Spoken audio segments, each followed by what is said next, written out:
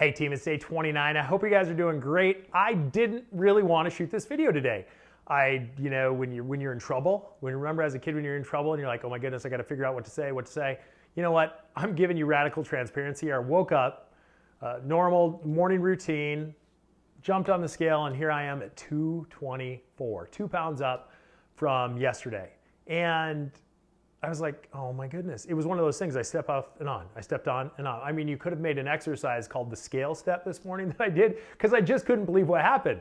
Picked up the scale, put it down. I'm like, what is going on? So we'll talk about that today. We'll talk about the reasons I believe that over the course of one day, that 2 pounds came back up, because I've only normally been like 1 here and there or 0.5 because I round up. But man, perplexed me a little bit, and I was like wanting to run downstairs and grab the rice cakes and celery, and I'm like, wait a minute, I don't have rice cakes or celery. So we'll talk about it a little bit, but the 224 I was not happy with. I know that we're 4 weeks into this, it's still averaging 2 pounds a week, but still I don't like that. So we'll go over it. 2,263 calories, that was my first thing, saying, hey, you ran a little higher on your calories yesterday, you ate later at night yesterday, I ate like 700 calories later than I normally do, but there wasn't a ton of carb there, so I'm like, was it extra water retention? I don't really know. It hasn't happened like that before, so it did perplex me. But here's one thing. The first day really or maybe the second day overall, that I've missed water.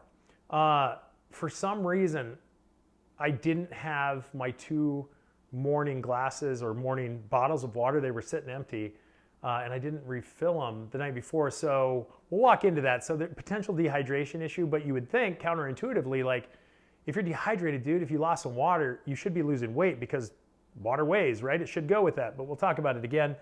I got over 7 hours of sleep. So I'm thinking to myself when I woke up, when you're super confident that something's gonna happen and then it just blows up in your face, yeah, that's what happened. It's like, man, I did everything. I did miss one of the key trifecta things, but whatever, we'll talk about that as well. 45 minutes of activity. I just did good, and I can't believe it. So 213 grams of protein. So like everything was clicking. It's like water. Is it really that big of a deal? And so I did a little research. And one thing I did change. So as far as eating, macro content, carbs and stuff, that's all been on point. It's been kind of consistent. So I didn't get my water, and significantly less when you look at, 25 ounces, 30 ounces. That's really a third less than I normally get. And when you think about what's going on, well, I told you a day ago or so, I did a heavy leg day. I don't know if I told you guys that, so maybe that's wrong. But I did a heavy leg day, so I really cut back on my high volume, and I did some heavy squats. I did some heavy leg press, calves, hammies, all that kind of stuff, and heavy, like sets of 8, and struggling big time. And I feel it today.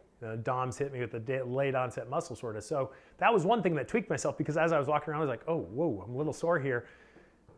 Does weight resistance training cause water retention? And I'm like, potentially. So I do remember it causing it, but if you have your water going normal, it should flush. It shouldn't be a normal thing. And then I'm like, dang, I didn't get my water. So let's talk a little bit about resistance training and water retention. Let's just talk about it. We're going to talk about it for both men and women.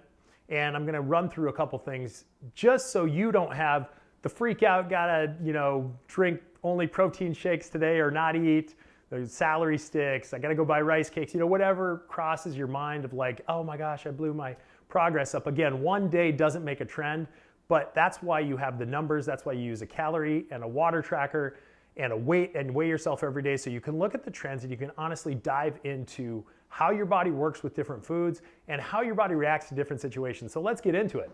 So does resistance training cause water retention? Yes and no. Okay, so yes, from the fact of resistance training, like heavy resistance training like I did, causes micro tears in your muscles. And what that does is, obviously, to build muscle, you got to break it down first, and then it builds back up. Well, water and fluid goes around that muscle to repair it, and you do retain some water when you do resistance training. Now, I hadn't done a lot of that resistance training. I think it's been like 4 weeks since I started that new program. Yeah, it has been 4 weeks. And so like I would assume like some resistance training would cause, and heavy like I did, would cause some water retention. And then I go on to the next one. So micro tears cause fluid retention, is just what we talked about. And heavy exercises can cause water loss. And I'm like, well, I've been drinking a pretty decent amount of water. And then I'm like, wait a minute, I didn't have my water. So along with my body trying to repair its muscle and the micro tears that cause fluid retention and the fact that heavy exercise, I maybe was a little dehydrated because the last couple of days I've done heavier exercise and more strenuous exercise than I've done before. So I could have been slightly more dehydrated along with missing my water. It's like, oh, I'm a little sleuth here, see what's happening. And the fact that dehydration causes water retention, what the hell is that? I mean, if you lose water, you should weigh less, right? But in actuality, it's counterintuitive. Your body tries to hold on to the water because it's trying to repair your body. So what? And so like when you're on a normal water schedule and built up like I have, your body's going to try and hold on to that because it's used to the normal, that normal fluid pass that you always have through. And salt, sodium, potassium imbalance can also cause water retention. But in this case, I more likely was dehydrated. I did wake up with a super dry mouth this morning. And when you all put it together and based on all of that this causes, it's like, boom, there we go. So I got to get my water in. You damn straight I'm going to get my water in today. Just sticking with my same calories. I'll get down probably to the lower amounts. I'm not going to eat as late as I did. So I'm going to change a few things. But I think just getting that water alone with a little bit of that dehydration, I'll help it. But resistance training can cause, if you get really heavy and you continue to go heavy, can cause water retention as your body gets used to it for up to 2 weeks. So I'm like, that doesn't mean I'm going to stop training, you guys. I do believe once your body flushes, you'll see a significant weight probably loss. But in the same sense, I think I got the reason for the 2 pounds up. And I'm not afraid to tell you guys that. I mean, I feel horrible about it because, I feel like I let you guys down, but I don't believe it was anything I did intentional.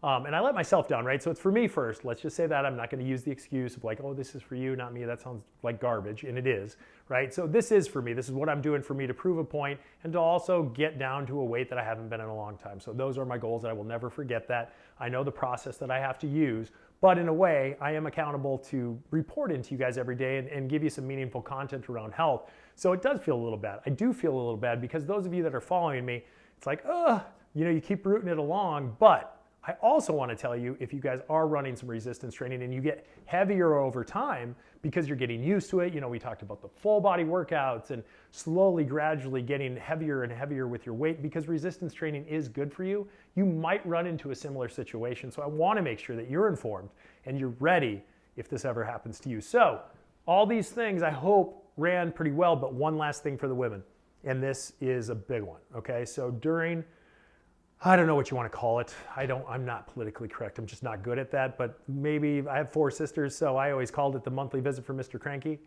or cycling. We'll just call it your cycle. When your normal cycle hits, those hormones can cause water retention. So things like renin, angiotensin. Like look up. You guys can do all the research on why females why you retain water around the times of your cycle. But that's another thing to watch out for if you ever hit one of these plateaus. But one way you can fight against it is always keep your water every day running and rolling. That's why I said work up to those 3 digits, regardless of your weight. Try to get over that 100 ounces, even to a gallon. And then less of this kind of stuff, your ups and downs will happen because you'll have that continual flow of water for your body to be able to flush and have adequate supply of water, regardless if you're doing heavy lifting, regardless if you're doing large bouts of HIIT, regardless if you're trying to clear some extra toxins maybe you had. Keeping that adequate water supply or over water supply is what I say. The triple digit water supply should help mitigate these things. But you're always going to have to be careful, ladies, to not take that time of the month as something against you. It's just how God made you, and that's just what happens. So do your own research on that one as well. But do your research on all this.